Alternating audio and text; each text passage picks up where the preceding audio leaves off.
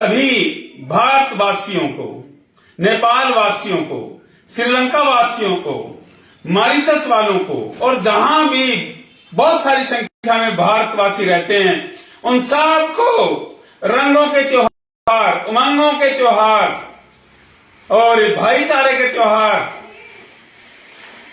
भ्रातृत्व के, मैत्री के, सब आपस में वैमनस्य को भूल जाने के त्योहार होली की बहुत बहुत शुभकामनाएं देता हूं और प्रभु से प्रार्थना करता हूं आपके जीवन में सभी रंग, सभी उमंग, सभी तरंग इसी प्रकार भर जाएं, इनमें नित्य वृद्धि हो।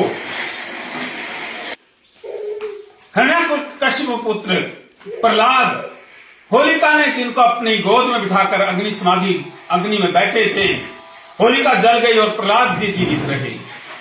इसके पश्चात विष्णु भगवान धरा पर आए और उस धूलि को उड़ाया, तभी से इसको धूलि दुलहंडी के रूप में मनाया जाता है। कामदेव जिसको शिव जी महाराज ने तीसरे नेत्र के खुलने से भस्म कर दिया था, पुनः देवताओं रति और पार्वती जी की प्रार्थना पर कामदेव को शिव जी महाराज ने पुनर्जन्म दिया। देवता ने पुष्प और रंगों की वर्षा की। तो इस त्योहार को इसलिए भी रंगों के त्योहार के रूप में मनाया जाता है। श्री कृष्ण जी कालिया नाग के ऊपर जब डांस किया, उनके कालिया नाग के जहर के प्रभाव से, विष के प्रभाव से जब उनका रंग काला पड़ गया तो उनके मन में आया कृष्ण जी के भी राधा तुझे प्रेम कहां करेगी, परंतु राधा देवी गोडेस ने भांप लिया कि इस प्रकार की भावना कृष्ण जी के मन में आई है, तो उन्होंने भिन्न भिन्न रंगों से उनको लेपित किया। इस उपलक्ष्य में भी पूरे ब्रिज क्षेत्र में इसको बहुत ज्यादा उमंग से, तरंग से बहुत महीना पहले से मनाया शुरू कर देते हैं मनाना।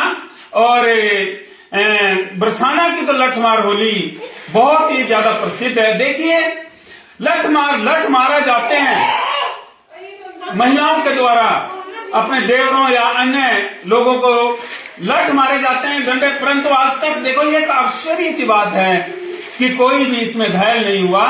इस त्योहार पर हम अपने आपसी वैर भाव भुला देते हैं, वैमनस्य भुला देते हैं, मैत्री सबको गले लगाते हैं, सबसे गले मिलते हैं, पूरा माहौल रंगमय हो जाता है, रंगीन हो जाता है। हम सभी भारतवासी इंद्रधनुष के रंगों के समान हैं।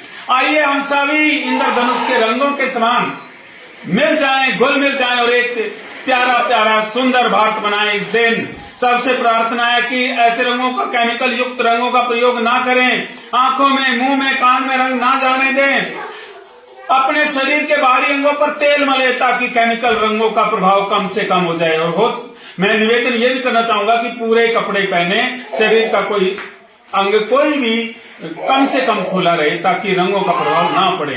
भगवान आपसे प्रार्थना करूंगा कि आप सभी होली मनाने वालों को बहुत बहुत सुख, शांति, समृद्धि, मान सम्मान, वैभव दे।